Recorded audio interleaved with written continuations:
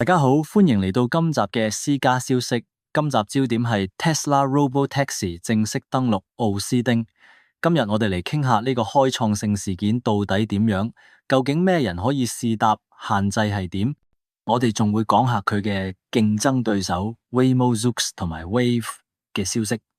Robotaxi 登陸奧斯丁，首度開放非員工試乘，由6月22日開始。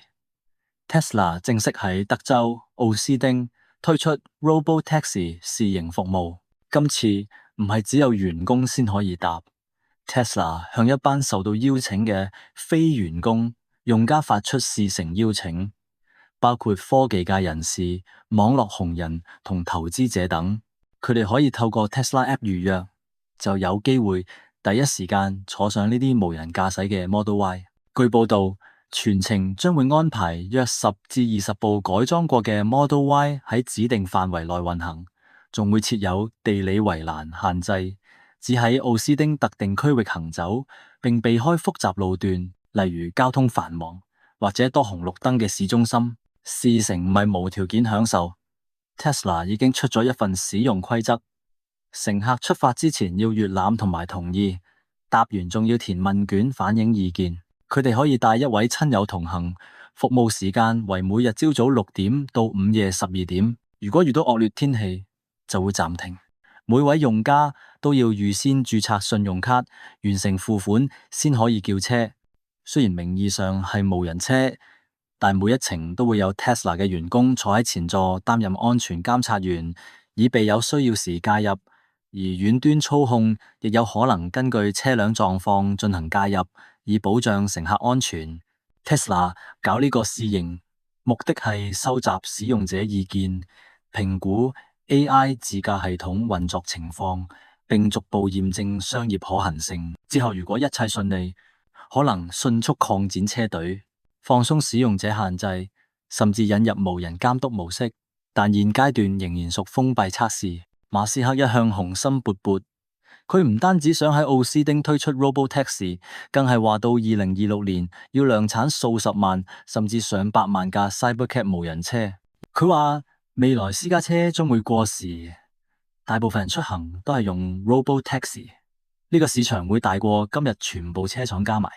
咁講法當然有啲誇張，但如果 Tesla 真係實現得到，咁汽車唔再係商品，而係服務，會係交通史上重大轉變。講完 Tesla， 唔可以唔提佢啲強敵。Waymo 目前係唯一一間已經有大規模無人計程車服務嘅公司。喺美國鳳凰城、舊金山、洛杉磯，每日運作緊幾百架無人車，車上冇人。佢哋用嘅係超高階感應器，配合地圖加 AI。Waymo 最初係 Google 嘅自動駕駛車計劃。2009年啟動，2009年啟動，2016年獨立成為 Alphabet 嘅子公司。現時已經喺美國幾個大城市推出商業 Robotaxi 服務，包括鳳凰城、舊金山、洛杉磯、奧斯丁等地，每星期提供超過25萬次付費搭乘，總行駛里數破1000萬英里，堪稱全球已落地最多、規模最大嘅 Robotaxi 平台。Waymo 車隊採用激光雷達加鏡頭多傳感器組合，並搭配高精度地圖同強大 AI 模型，能夠精準識別行人、自行車、紅綠燈等都市複雜細節。雖然 Waymo 做得好出色，但依然有唔少限制。首先，目前並唔支援高速公路自動駕駛，仲係測試階段，未普及。其次，車隊為咗穩定安全，駕駛風格偏保守，有時會令乘客感到出行時間較長。另外，Waymo 慣常避開天氣極端或者道路標線不清嘅地區，例如明尼蘇達嘅大雪區，因此長遠上路範圍仍有限。Waymo 正積極擴大足跡，佢哋打算喺亞特蘭大、邁阿密、華盛頓 DC 等城市落地，預計2026年喺華盛頓 DC 上路服務。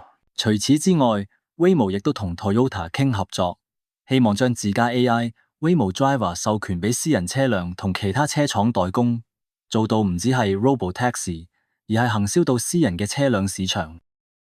除咗 Waymo 之外，Zoox 係另一間自動駕駛新貴。Zoox 成立於2014年，2020年正式被 Amazon 收購。佢唔係用改裝車，而係設計專屬 Robotaxi，車身四四方方，兩邊都可以開門，四個人面對面坐，冇方向盤，真係為無人駕駛而生。佢哋嘅車型冇方向盤同踏板，座位設計成雙向，乘客前後都可以面對面，非常別致獨特。佢哋已經喺內華達州福斯特市做測試，預計2025年會喺拉斯維加斯正式推出服務。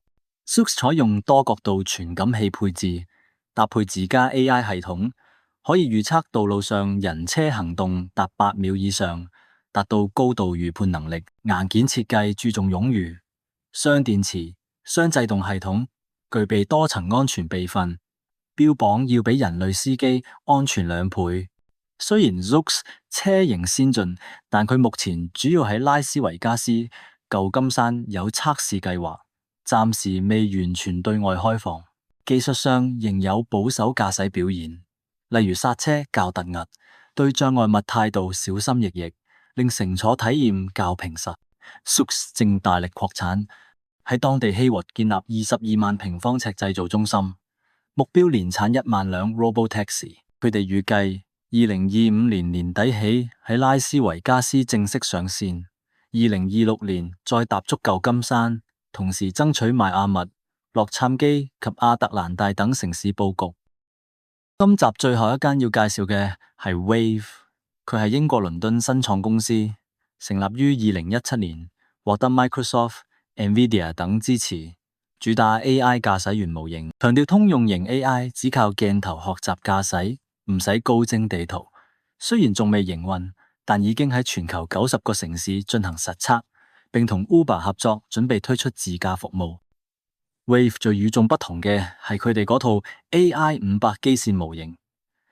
2025年進行所謂AI500 Roadshow， 係單一 AI 模型已經跑足全球90座城市，唔需要重複訓練就可以識別唔同路況，展現強大嘅遷移能力。佢哋相信 AI 可以透過實地數據學會駕車，唔只局限某一城市。喺倫敦 Wayve 同 Uber 合作，用 Ford Mach-E 做 Robotaxi， 喺真實市區測試，包括撞人、緊急剎停、道路施工等場景都能處理到，示範咗佢哋唔用地圖，靠 AI 判斷決策嘅能力。雖然 Wayve 已經喺90個城市試過，但係公開道路上嘅真實複雜情景仍然好難，例如行人亂入、狹窄街道、突發事件。不過 Wayve 同 Uber 已經宣布會喺2026年春季開始喺倫敦開展完全無人駕駛嘅 Robotaxi 商業載客服務。呢個將係歐洲首例，英國政府亦都加快法規制定，計劃提早到2026年春季允許正式上路試行。依家 Wayve 冇自己開廠整車，而係跟 Uber 同其他車廠合作，以軟件服務方式提供 AI 駕駛方案。若一切順利，未來模式將可快速複製至全球好多城市。咁多公司入場，其實都講明一樣嘢。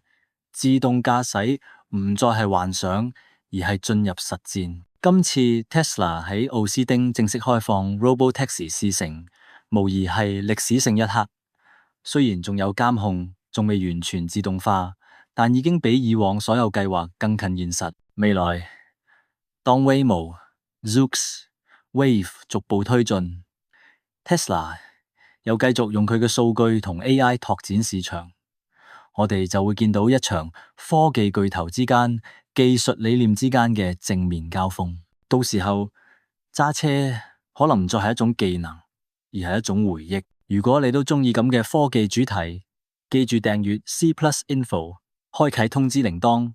我哋下集再見，拜拜。